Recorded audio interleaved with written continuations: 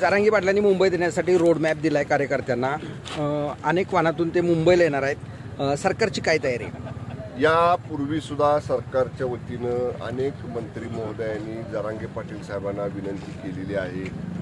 मुंबईला येण्याची आवश्यकता त्यांना नाही। राज्य सरकार मराठा आरक्षण हे कायमस्वरूपी टिकणारं देण्यासाठी कटिबद्ध आहे। त्या दृष्टीनं डेडिकेटेड कमिशन राज्य मागास आयोगाची पुनर्गठन झालेलं आहे। राज्य मागास वर्ग आयोगाचं काम सुरू झालेलं आहे आणि मी देखील सांगितलं 2 दिवसापूर्वी की मराठा आरक्षणाविषयी 80% सुटलेला आहे, 20% बाकी आहे। आता एवढ्या मोठ्या संख्येनं लोकांना मुंबईला येण्याचं आवाहन करणं, लोकांना रोडमॅप देणं, यामुळं सगळ्यांचीच गैरसोय होणार आहे। जरांगे पाटील साहेबांनी थोडीशी सामंजस्याची भूमिका घेतली पाहिजे, संयमाची भूमिका घेतली पाहिजे।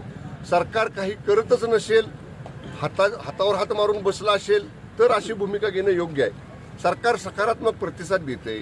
सतत आम्ही मराठा आरक्षण उपसमितीचे सगळे मंत्री 24/7 त्याच्यावरती काम करतोय।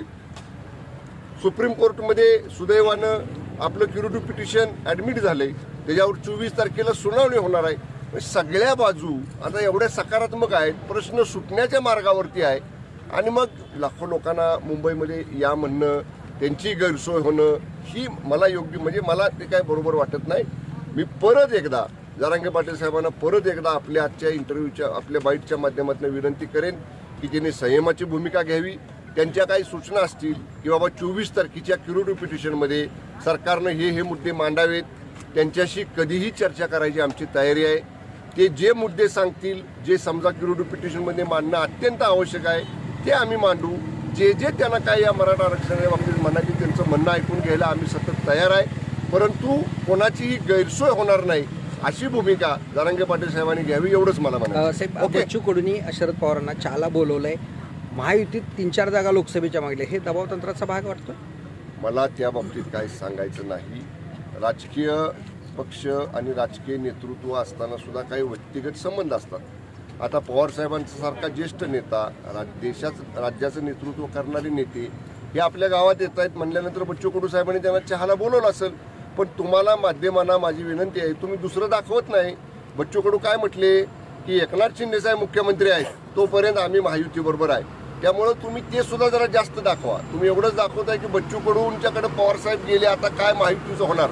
महायुतीत कुठलाही धुसफूस नाही, महायुतीत कुठलेही मतभेद नाहीत। माननीय मुख्यमंत्री एकनाथजी शिंदे साहेब, माननीय उपमुख्यमंत्री फडणवीस साहेब, दुसरे माननीय उपमुख्यमंत्री अजितदादा, या सगळ्यांच्या नेतृत्वाखाली महायुती भक्कम आहे।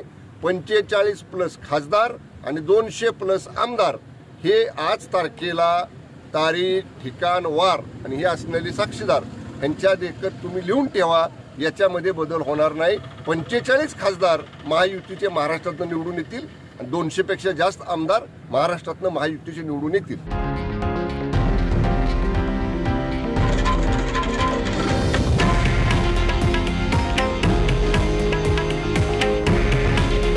हे आहे देशातील नंबर 1 न्यूज नेटवर्क आणि आपण पाहत आहात TV9 मराठी।